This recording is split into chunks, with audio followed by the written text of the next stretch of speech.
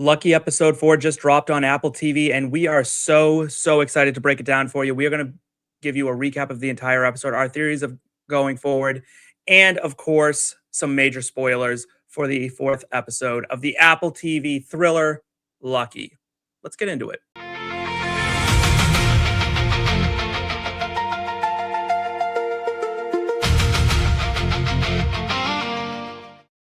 All right, none of us are in the right spots. Everyone go back to where they're supposed to be. Hello, everybody. Welcome to another edition of Popcorn and Root Beer. My name is Steve, and I am your host tonight. And joining me is, of course, the Heart Foundation. And we are, of course, talking Lucky episode 4. And before I get any further in this episode, because I always forget to do it, there are 2 things I need to say to you, the people. First, like, subscribe, and share. It'd be great. That'd be super cool. Second, spoiler alert. Major spoiler alert. Like, we're about to spoil the shit. Yes, major. We're about to spoil the shit out of this episode. Like, so if you haven't seen Lucky episode 4 yet, please pause this video. Go watch it. Come on back. Hit that. Otherwise, you're gonna find out. Otherwise, you find out. And there you go. Hey. So I tried to give them as much time as I could, and now, like, hopefully, I can't wait for like the first comment that's like, ah! Like they're just like so mad about that. Like, you can insert a pause, elevator music. I'm just gonna censor it. Let's get right back to it because Brian, you are correct. Cary, previously thought dead, found to be alive, does not make it a whole episode before he's killed again.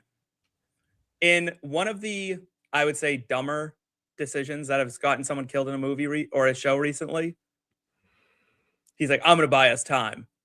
Okay, we can just jump straight into that scene. Watching that, I said out loud, I'm like, that was stupid. Like, don't pull the guns out first because obviously they're gonna have more.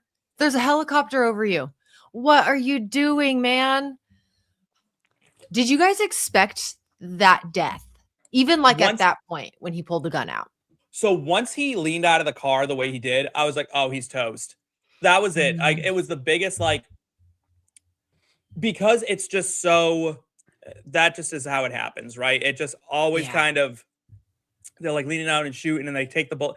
And because I don't know what, so he's shooting at the ground. Obviously the FBI doesn't know that. So they're firing, shoot to kill, right? Mm-hmm.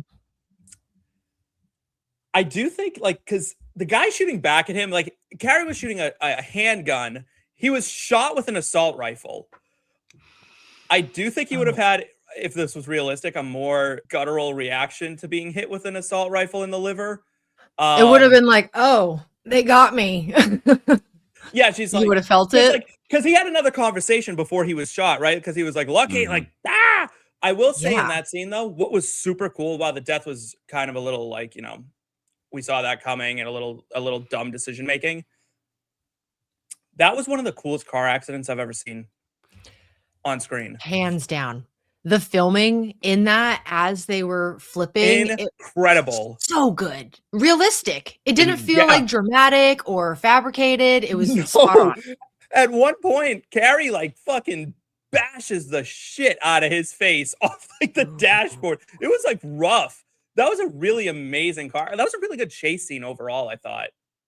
Honestly, like I mean, we didn't see the bullet shot. I thought he was dead just based on the car accident. Like, just, seeing that tumble, like you saw like you just said, like the head go forward. You saw him really just smack the hell out of his head. I'm like, he's toast. He's done. The show is called Lucky, not Lucky and Cary. The show is about Lucky. This is about her getting away and her lucking out of these situations because, if she wasn't lucky, she shouldn't have been walking out of there as quick as she did. She shouldn't have been getting that backpat and skedaddling like she did, but that's how it rolled. And of course, we got the agent coming after that last few breaths before she keels over looking at Aaron, Lucky's gone. Carrie's I know. Did we lose Billy too?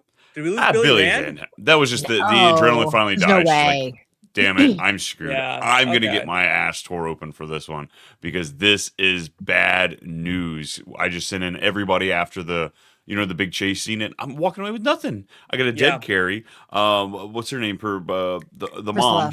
Priscilla. Persephone. I was like, that's not right. Priscilla, yes. I didn't even get her brought in for questioning or whatever. Lucky's gone.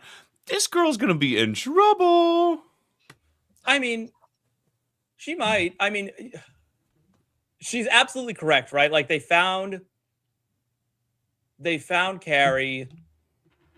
She was correct that he was hiding with the money. Like, so she's right about a lot of stuff. It's just she might have the most incompetent police force in history working with her. How did they not see them? Okay, when Lucky stops under the overpass, right? Yes. And the helicopter is tracking the wrong car. How did they not get them on foot? Like you said last episode, her look, that haircut, her facial features, like easy to find her in a crowd. I don't understand how they didn't catch them then. I don't understand what the helicopter was doing, where she's like, I'm going to pull up next to this almost identical looking car. And the helicopter saw only one come out and was like, that's them. And it didn't even change lanes. Like, that was a bad spotter, whoever that was. That was a bad spotter. That was a bad, like, your local news does a better job. It's that trope you see all the time with, just the incompetent police, which I don't mind a little bit. We kind of laugh at their expense, but sometimes, like, they're not all that fully incompetent. Like, come on, we're really not paying that. And what's the helicopter moving for? Well, you got traffic behind you? You got somebody that's trying to merge? No, just hover. Just chill and wait. Just watch. Yeah. Right. You could have just hung out over that and been like, let's just make sure they come out. I don't want to, like, knock this episode because I thought it was a really good episode. There were just a few things that were, like, a little bit like, all right. So, like, to answer your question, did I expect him to die? I did, because they gave him the redemption arc. And once you kind of are like a criminal, and then you get like I went from a bad guy to a good guy, and then it all came full circle. And then they had the, like, I don't regret us moment. I was like, he's toast. I thought he was going to get headshotted, though. I thought it was going to be a lot more, like, dramatic and gory that way. That's pretty dramatic. This is pretty, like, okay. The scene when they pull up to the stoplight and there's the cop next to them, that was a very intense scene. That was a great scene. That was a great scene. But her having to say goodbye to him, I was like, damn it. Okay, I have to read you my notes. She was great. I thought she was great. I thought he struggled a little bit. I didn't buy him as much. Yeah, I could see that. I was like all in. I'm not going to lie. I was eating out of the palm of their hands in this episode because we picked up right where we left off, right? Half the episode was them in the house. There was so much back and forth on the timeline. I have a question for you guys about that. Yeah, I have a question for you guys about that in a minute, but I'll let you finish your point because mine is pretty nonsensical. Sorry, I'm trying to find it. Oh, okay. When Cary gets shot, I wrote, fuck, they're the hottest couple right now. Oh my God, he dies? No, he doesn't. Shit, yes, he does. Because just the back and forth, like at that moment when they say, like, I don't regret us, I believed him. I did not trust Cary all these episodes, all this time. And in that moment, I was like, I love them. I definitely did believe him. These little criminal children that found their way, and it's not their fault that their parents are who they are, but look, that really was the message of the episode, right? Is it's like parents will fuck up their children was kind of like you know what I mean? Like you almost can't outrun like the generational trauma. If you had to give the Emmy for Best Actor right now in this series, who gets it? Did Priscilla Annette Bening seal it when she saw her son die for you? I don't know. I think Lucky's got it for me in this. Or I think it's Lucky. Okay. All right. I just wanted to know. So, all right. I will say this about this episode. First off, the first half when they're talking to each other, basically even through the flashbacks with Priscilla and stuff, this might have been the most F-bombs I've ever heard this show drop. And it made me wonder, because I knew you guys were coming on here, which of you two swears more at home? Really? I'll let him take that. Fucking A right. Come on. Listen, really? Do you think it's you? I think it's close. I think it's closer than most people would guess. Is it close? I'm shocked. Alyssa's a sailor. Are you kidding me? I thought you were running away. Alyssa never swears on this show. She's always very PG. She's worried about the image. Yeah, no. That's not true. I just know how to express myself without it, but I was raised by sailors. So a good just fuck that every now and then feels so good to say. But I think, Brian probably on the daily drops a little bit more just in conversation. I do a little bit more ranting, which is, they just start flying at that point. I don't rant, but I do have the mouth of a sailor. And this is like such a, like, all right, so I had like Australian friends, right? So the C word has entered my lexicon. Kangaroo. And I was at my boyfriend's house, and he comes from a very religious family. Like, they're very good people, and I love them truly. And the first time I went over there, I jammed, like, you know when you hit your shin on like a chair or something, like yeah. And I just went, oh, cunt. And he was like, you need to like park that reflex right now. Like, that cannot happen. That's hilarious. Yeah. Brian does have to go in practice mode. Like when we go to visit my family, I'm like, there's little kids around. It's my grandparents. Like you can't be, so we practice a couple of days before not letting those things slip. So that by the time we get there, I was trying so hard too. Thankfully, it was the middle of the night when that happened, so no one was up. But like, I did everything because like I have like a sleeve of tattoos and stuff. So like, I was in long sleeves. I was like, like I was trying, right? Because my hair was already dyed. I'm like, all right, well, I'm not gonna like dye my hair back to black. Like, I'm just gonna let it be blonde. One thing at a time, though. With the exposure. But I'm like, I'm trying to be good, and there I am, like just letting it fly because I, stubbed my toe or stubbed my shin or whatever it was. I do have to give some love to this episode. There were a few things that really, really stood out to me. Priscilla in that outfit with the buttons. That was incredible. That was such a good outfit. She looks like a boss. She's incredible. I love her. Like, I didn't know we were going this direction with her. This actually turned into a more serious point than I thought. I didn't realize we were going like the mother direction. Like, they really let her be a mom for a minute there at the end of this episode. Like, that was true mother's grief that we just saw come out on that screen. And I'm like, oh, she does have that depth.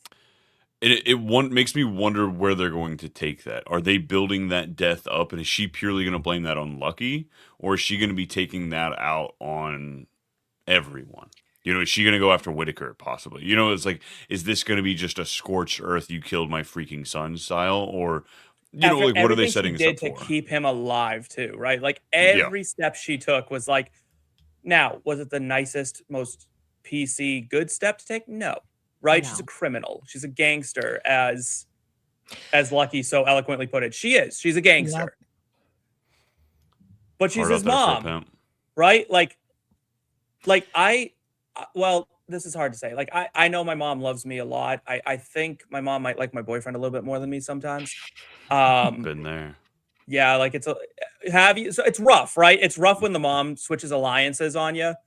Yeah, that's a little brutal. Don't agree, Alyssa. This is a Steve and I conversation. I have empathy for you guys. It's tough. It's tough. She's like, oh well, Andy and I, and I'm like, what do you mean Andy and I? There is no Andy and you. Like, we're the team. Understand this. It's supposed to be us, like you against us, not me against you two. But then they team up on me and they bully me. Here's a question for you. Do we use the term "they're bad news" enough? Lucky said she's bad news. And I was like, when's the last time someone was quote unquote bad news? Do we need to start bringing that back into the lexicon? It's like, it's such a small way to say how we communicate, like what people are now. They're just bad news, right? They're bad news. Going back to what you said, like we're seeing Priscilla, the mom side, come out. She's a gangster. That might have been one of my favorite conversations in the episode because her showing the mom side finally halfway through the series is gangster, right? If you really look at like the bosses, they love their family and they keep them the hell away from the dirty business, right? And they'll sacrifice whoever, but usually it's like wife and children or spouse and children are a little bit more protected because your family sees the other side of you. So I feel like that almost aligned more. And I feel like the gates of hell are going to open because this is the 4th episode out of 7. This has got to be the emotional peak of this series. Yeah. Down as low as you can get before you start coming back up. I forget what we all answered when I asked who was the first to die in this series. I think one of us said Cary. I think I can't remember because a lot of us thought Dutch was on his way out first, probably, or Billy. I know I thought Billy. Cary dying first because I thought that would be the thing that like pushed Priscilla over the edge to like the point of no return. But now it's like it's already happened. So it's like where does she go from here? Because we have 3 episodes where she kind of has to go scorched earth. Well, she's still got to get that money. and get the money to Whitaker. Okay, can I say? Go ahead. So, what I want to bring up kind of jumps a little bit from first to the end of the episode. Okay, Steve, you talk about watching, sitcoms on repeat, and in a sitcom, you get those really heartfelt moments sometimes. Yeah. And at the last second, they hit you with humor, so it doesn't go too dark, too heavy, because it is a sitcom. Everything in me thought we were going to finish with that sitcom line as she's sitting there holding Carrie's face and just like, oh my gosh, it's okay, breathe, open your eyes. I was waiting for her to say, but what's the passphrase? Because that's what the girl needs to know. Right now, the money is in limbo. Nobody can access it without the passphrase. Ooh, that was another bit of foreshadowing, though. Early in the episode where he's like, you need me alive. I'm the only one who knows the passcodes. Didn't even think it kind of opens that up a little bit. But the way they did that, I did think was fun. All right, how are you going to move this money? Where are you going to put it? How are you going to funnel it? I'm going to go dump it into the Bitcoin machines. Can we talk about that? I want to talk about that moment for a second. Yes. He was bouncing between several machines, but there's no way 5 hubs are holding up $10 million worth of cash. There's also no way people didn't notice him going back and forth that much, right? Like, come on. I mean, okay, I see those machines like in the gas stations around us, and I'm like, is there just like $7 million chilling in there right now? Like, what has more money in it, a Bitcoin machine or an ATM? I've also never seen one of those. ATMs hold like 20 grand, I think, at a time. I don't think they hold much, like 10 grand at a time. I don't think it's like a ton of money.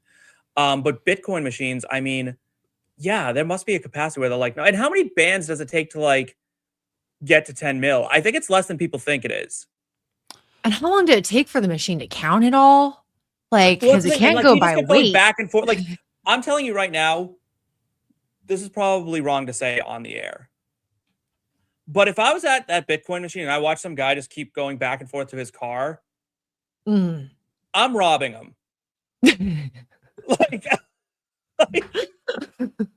I mean, like, I'm watching you, and on that third duffel bag, I am getting the fourth. Right, you filled multiple duffel bags. I'm like, while he's like at the machine doing whatever he's doing with that one, I'm just walking over to that car being like, what's left? And I'm just going to walk away with it. Or at least get a handful. I'm going to get a band. Well, I was going to say, if it's 10 grand is usually in a stack. So like, that's 1,000. 1,000 of them, he's got to go up there and swap them out. So like, that's a lot of money. That's a lot of time it's going to take there to... I know how long it takes to put a freaking dollar, put $2 nowadays in a vending machine.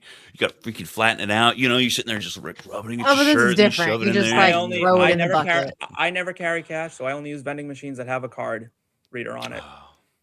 I do not carry cash. I will refuse cash. I usually don't either. I like a few bucks in my wallet just for emergencies. Oh, you're on those old folks. You flash it. I don't like it. I want when someone mugs me one day, for them to be disappointed when I open my wallet. Like, nothing's there. Yeah. I like, you ever think about like, all right, so this is way off topic, but you ever think about like, sometimes I wonder how I'm going to die in my life, right? Because I'm like, it's hard for me at 32 years old to imagine like just getting sick and dying, right? Like that's just a hard concept to wrap my head around. I just think I'm going to get killed in a mugging. I really do. I feel like a mugging gone wrong is probably my fate. I could see that for me too. Me saying something stupid, something I shouldn't. Alyssa's like, Brian, shut up! Don't say that. And then yeah, and that's how I go. And I go out on a joke. And like, if that's how I go, that's how I go. It's fine. I want that joke. Don't do that to us. Saying. Me and Andy would be so sad if that happened to you guys. Like, you cannot. You keep your mouth shut. Yeah, no, give them the money. Give them the watch. Whatever they want. Be disappointed. I'm gonna open my wallet, and they're gonna be like, "What is this?" And I'll be like, "Well, that is a room key from Disney World 5 years ago." I don't know. Like, I want to be trained that if that were to happen to me, I immediately am like gouging them in the eyes or kicking them in the crotch, something that gets you away because you have that freeze moment.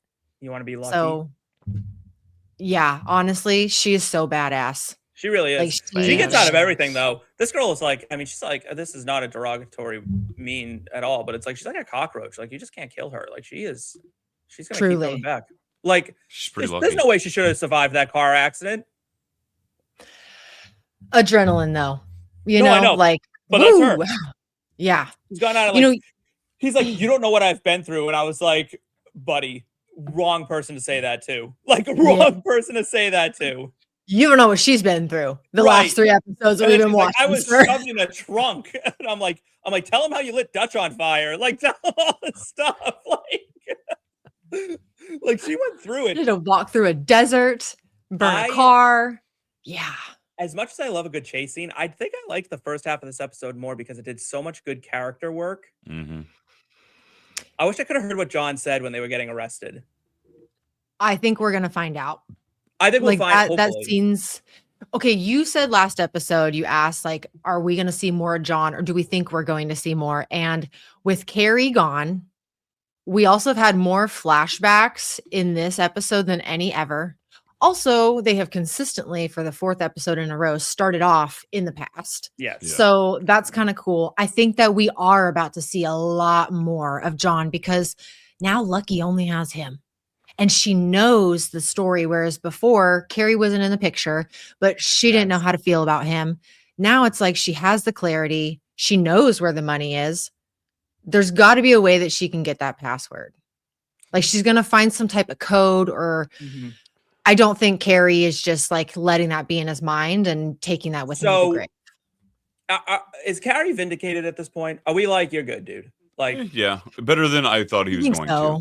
Because we played through several scenarios about how he was in that position. Like, did somebody else force him to? Did he make this decision on himself, or is this something misunderstood? Like, we walked down all those avenues. And we've had that played out enough for us at this point. But like I said, I think Cary was a bad criminal. Yeah, I think so too. I think Cary was a bad criminal, right? Like, you don't buy a brand new Bronco in a beach house. Yeah, dude, you're going to go buy a vehicle all cash right off the rip. No, and you certainly don't do it in the same state that you live. Yeah. Yeah. Like, you went home, essentially? Are you kidding me? Yeah, don't go to California. Go to freaking Utah. Go to Montana. Go somewhere where you're not going to, or go to Mexico right off the rip. If that was your escape plan, just go. But I don't know that I believe him because of his story, like watching his mother in the diner, watching her laugh. I really think that struck a chord with him. Because then as he's ranting, he's like, and of course I listen because she's her and I'm me and this is what we do. And I think that was a part of him being like, no, like me and Lucky have this life. You just get out of prison and you're forcing me back into all of this. Yeah. That was Priscilla's coolest moment, though, because she went from such mom, like, we've all had our moms, I'm sure, give us life advice when they think we're being idiots, right? And it all sounds about like that, right? It sounds like essentially the same tone. All moms hit the same, like, fucking frequency when they're going in on how our lives are going. Yeah. But then at the very end, when she was like, get the money, because you know what I'll do to her if you don't. And it was just like, oh, okay. Like, wow. Like, all right. So we're really not playing around it. Like, when she drops those moments, that's like the coolest character in this. I still think Priscilla's the most fascinating character in this show. Same. I'm still obsessed with Lucky. But Priscilla, I'm not hating. Yes. I'm not throwing any hate. No, I'm in with Lucky. I don't think this is like, this show is captivating as hell. But I think we get what we see with Lucky. Like, not that there's no depth to her, but like, we understand her situation. She's in this, but she doesn't want to be in it, and this is how she moves. Who she operates with. It's her and her dad, and then of course Cary as well. But like, yeah, Priscilla, like we're pulling back layers, man. There's a lot going on here, and I like that the timeline is almost like Christopher Nolan-esque meeting back together. Yeah, like we're getting more and more recent with the flashbacks, and like I imagine we're gonna get some sort of connection there in that final episode that's like real recent. And I like Dutch. I like Dutch, man. I do too. Like, he's like a real one. I feel like he's got her back. Like, he's like Uncle Dutch. Like, he seems like he's been around, you know, like he's in the gangster family. If I was Lucky, I'd be like, hey, listen, I'm going to make this right. And then, like, Dutch, you want to, like, I don't know, hang out and, like, I'll give you $4 million. Like, you know, like, I'm going to get this all straightened out. But, like, you want to go, like, back to Vegas and, like, hang out or something? Like, go to the casino? Like, I feel like Dutch is a good hang. Dutch and Lucky, that could be like a second series. Like, they make it Dutch. If there was just a series called Dutch and it was just him being a fixer for Priscilla, tell me that wouldn't be an amazing series. That would. Yeah. I'm all in now. Apple. Right. I'm available. Hey, they said, I mean, this is supposed to just be a mini series. So yeah, maybe the next little spinoff instead of season 2 is just Dutch. The Lucky verse. Like a little cinematic universe. There we go. And then the third season is going to be a flashback to Cary, just called Cary. I mean, look, it's writing itself here, Apple. Yeah. Cary's gone. Goodbye. R.I.P. So it's a prequel. I know, but we don't need to see that. I don't think we need to see him. He was pretty uninteresting overall. He did his job. He came, he saw, he died. Yeah, I was never impressed with much of him. So that is our recap of Lucky, pretty much, which is fantastic. I want to pivot, though, to something that has nothing to do with Lucky, but it's something I wanted to talk to you guys about, and it wasn't quite enough to be like its own episode, I don't think. But I'll probably clip this or something. Have you seen Obsession? Don't get mad. Tomorrow. Yeah, I saved it for my travels, so I've not seen it yet. It's fair. All right. Well, the lead actress in that, Indy Neverready, is getting all the. I'm sure you guys have heard the praise she is getting for her performance. Yeah. Similarly, Anne Hathaway is currently getting significant praise for her performance in The Odyssey. As we spoke about, we gave her plenty of praise. We heaped it upon her. I was listening to The Rewatchables, a podcast that's hosted by The Ringer, and Bill Simmons hosts it, and they don't sponsor us or know about us. So this is not a plug. It's just a fact of where I heard this from. That Anne Hathaway, the rumor mill is churning that she may be going to the Best Supporting Actress, while Indy Neverready is going into the Best Actress category. If Anne Hathaway goes into Best Supporting instead, do you consider that, as Bill Simmons called it, ducking Indy Neverready, thinking, I can't beat that performance, I'll go where I can win? Or do you think she should be in the Best Supporting Actress? Do you think her role in The Odyssey was a leading role? Or do you think it was a supporting role? I feel like I could make the argument for both.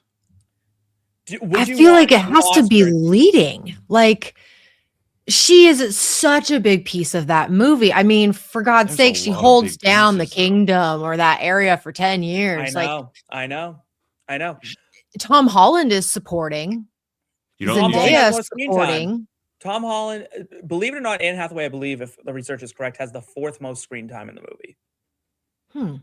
Wait, I'm assuming Matt Damon, first. Then Tom Holland, then his like right-hand man there, like the guy on the boat, like with the beard. The beard, yeah. Okay. Had the 3rd most, and then Anne Hathaway. So his right hand would be a supporting actor. So you're telling me Anne Hathaway's got less screen time than him? Like, that's what I'm saying. So like, she is the leading woman in the movie, but she's not necessarily a lead. You know what I mean? Like, I think that's the way to look at it. Yeah. But do we owe it to us Oscar fans to see the heavyweight showdown of the year, Indy Neverready, go head to head with Oscar winner Anne Hathaway? Why? When I can eat my cake and have it, we get them both to win. You know, unless there's another better supporting actress that pops up, and like I want to fight for that one, then I'd split it. But like right now, I do think they both deserve it. Like, I do feel like I want to see both of them win. I do too. I do too. I haven't seen all of Obsession, but I've watched a couple snippets of it beyond just the trailer. That is a different kind of, like, she sold her acting in that. There's not one part of it that, from what I've seen, looks unfitting or unnatural. We might have to do like a real big episode on Obsession, like we did with The Odyssey, or like Brian, like you and I did when we did Tropic Thunder. Like a real big one, and like really get down and dirty with it, because you guys have seen enough where you're like, it's like, oh, is Bear the bad guy in this movie? I'm curious your thoughts, if you guys could possibly walk out of that movie and be like, yeah, no, Bear was absolutely not the villain. Like, he 100% is in that movie. But like, I don't want to spoil too much because I don't know how much you've seen or know or whatever, but how are you watching it? Like, are you watching it like on, like, in the car, or are you going to have like nice sound, or like, what are you doing? We'll be on the train. Yeah, we're taking a train to New York tomorrow. So watching on the iPad. I'm considering going to New York next month for my birthday because Aaron Tveit is coming back to Moulin Rouge. Oh. So for a 15 show stop in. That's cool. Yeah, so I'm very excited about that. I love him. Like, a lot. Just an incredible voice, one of the best stage presences of our generation. But that's going to do it for our show tonight. Alyssa and Brian, thank you so much for being here. You guys are amazing as always. I genuinely enjoy our time, and I hate that we're not recording as much this week as we did the last few weeks. But with the Fantasy Expo in our rearview mirror and my boyfriend's brother's wedding coming up for me this weekend, I am traveling once again. So I am going to be turning the keys to the kingdom over to y'all to keep on keeping on. I will be seeing Spider-Man No Way, Brand New Day Friday night. Ooh. Yep. My boyfriend's other brother bought the tickets and got us in row B. For bitching. Oh, no. For backache, because that's what you're going to have the next day. I will say, I've heard good things about the front 2 rows now that you, like, if you get the recliner seats, because you're leaned back so much that it kind of takes away. I think that's putting lipstick on a pig. I'll put lipstick on your pig. No. Yeah. Just sounded weird. Horrifying. Yeah.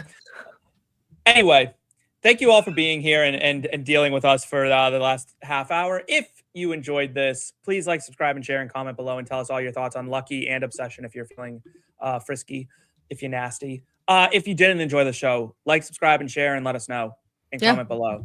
All press is good press in our world, so we're happy to have it out. It happens from time to time. Our Moana review, someone got mad at me there. I like it. You know, I don't say things to purposely incite people, but like on TikTok, I made what I thought was a pretty, well, I guess not tame, but I made a comment about Michael Jackson in a TikTok that I thought he was weird. I thought he was weird for sleeping with children. I don't think that's a hot take. That's pretty tame. Yeah. I said, listen, he may not have been criminally creepy, but he certainly was creepy by like societal standards, right? 100%. Like that didn't feel that thing. That was a month and a half ago, and I'm still getting people like commenting on it. Like that thing will never die. The only TikTok I had that like had longer legs than this one is like I said, I was right about this one too, that Timothée Chalamet would never be considered one of the greats during his Oscar buzz campaign when he was like essentially like begging for votes. And then look, now people turned on him, and I'm like vindicated. You're right. Wow. That was a thrill. I'll tell you what, going viral really is addicting though. It's like a high you have to chase forever. I'm not even kidding. It got like 1.5 million views or something like that. It was like hundreds of thousands of like likes and comments. It was insane. Like, I mean, it was every time I opened TikTok, it was just like 99 plus notifications, like within seconds of closing the app. It was crazy. Oh my goodness. Yeah. That just, woo. I'm glad you can ride that high. I'm happy for you. Heroin addicts are jealous about the high I sustained. Like, I'm telling you, like they've never seen anything like it. So now I'm ready to wrap it up. I feel like I've gotten everything I wanted to say out there. Good. You guys have any final thoughts for the people? We got 3 episodes left. I'm excited. Yeah. If you've stumbled across this episode just randomly, that's a sign. We're in your algo for a reason. If you have not seen this show, watch it. This is an amazing series. I agree. Alyssa, do you think you would ever wear that green button-down thing that Priscilla rocked? You know, I think I'm going to have to be in my next decade of age before I can rock something as powerful as that and really sell it. So that's a no for now. Okay, no for now. Brian, what about you? You think you'd ever wear that? I got it in my closet now. What you talking about? Listen, we don't discriminate on this show. You can wear what you want. Absolutely. What about you, Steve? I wear like athleisure unless I'm going to something that requires a suit. So no, I don't have the fashion for it. I don't think people want that out of me. I think I project like I wear my pajamas around the house energy quite a bit. I love it. I like it. So, all right. Well, thank you all again. Like, subscribe, share. For myself, for the Heart Foundation, that's a wrap. We'll see you next week with another breakdown of Lucky.